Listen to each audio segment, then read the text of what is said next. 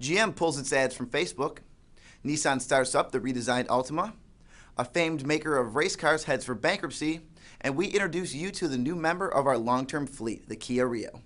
I'm Jake, here with a Wednesday edition of Autoweek TV. Here's a look at your high-octane news. On Tuesday, GM said it will stop buying ads on Facebook. Why? GM decided that the ads weren't engaging enough to consumers. GM has been spending about $10 million a year on advertising on the social networking site. The timing of GM's announcement is not the best, as Facebook is ready to launch its initial public offering of stock later this week. But GM won't disappear from Facebook. It plans to keep up its many pages, which of course are free. No word yet on whether they'll cancel their MySpace page. Tuesday was a big day for Nissan as the first redesigned 2013 Altima sedan rolled off the Tennessee assembly line. This is the fourth generation of Altima that Nissan has built in Tennessee. The launch comes as the Altima has become a sales giant, challenging the Toyota Camry for the title of best-selling car in America. But the Altima faces stiff competition from redesigned versions of the Camry, Honda Accord, Ford Fusion, and Chevy Malibu, which are all also launching this year.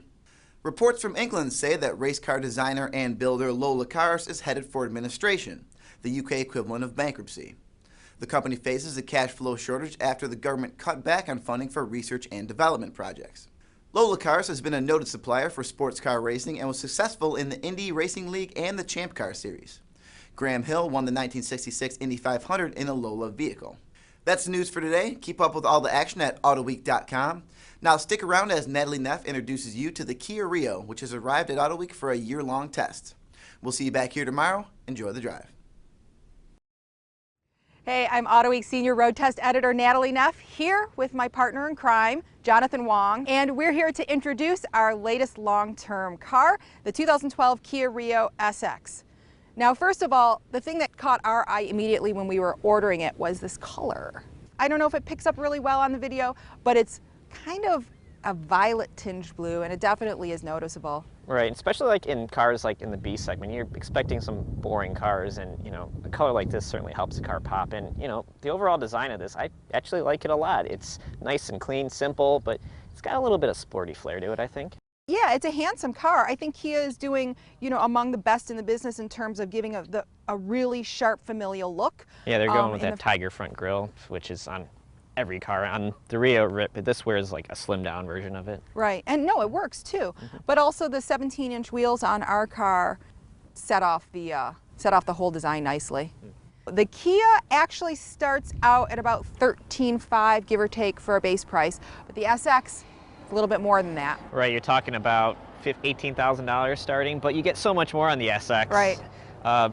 Starting with the 17-inch wheels, you get a stiffer suspension, you get LED taillights, fog lamps. We also loaded it up with just about every option we could get, including the premium package, which added the leather-trimmed seats, the navigation, and the roof. And the power sunroof. So all told, the as-tested price for our Rio Sx is just under $21,000, which sounds like a lot of money, and it is for a car of this size, but there's so much equipment on this thing, which people think Kia and they think cheap cars and they think subpar cars, but in reality, there's so much stuff on it, and it's a great car, actually. In fact, a lot of cars in this class, you can't get the level of equipment available in this car. For example, probably on par price-wise, and just as new is the Chevy Sonic, but in the Sonic, you can't even get navigation yet. Not yet. For people who are especially looking for fuel efficiency but don't want to give up some of the things that we're used to in a lot of cars now, I think the Rio is really kind of leading the charge. Right, you mentioned fuel efficiency, and rated at 30 miles per gallon in the city, 40 on the highway. It's a 1.6 liter direct injected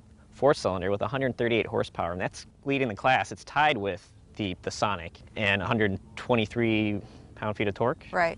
6-speed automatic transmission on the SX, unfortunately, because we can't get the 6-speed manual. That's only available on the entry level. Which was the biggest bummer when we were ordering the car.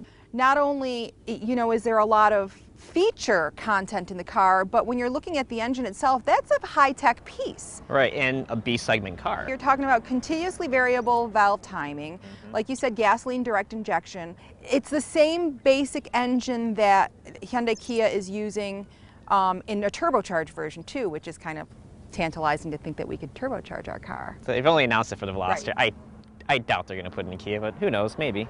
So there you have it. We're looking forward to our next 12 months in the 2012 Kia Rio Sx. We're sure to get a lot of use out of it.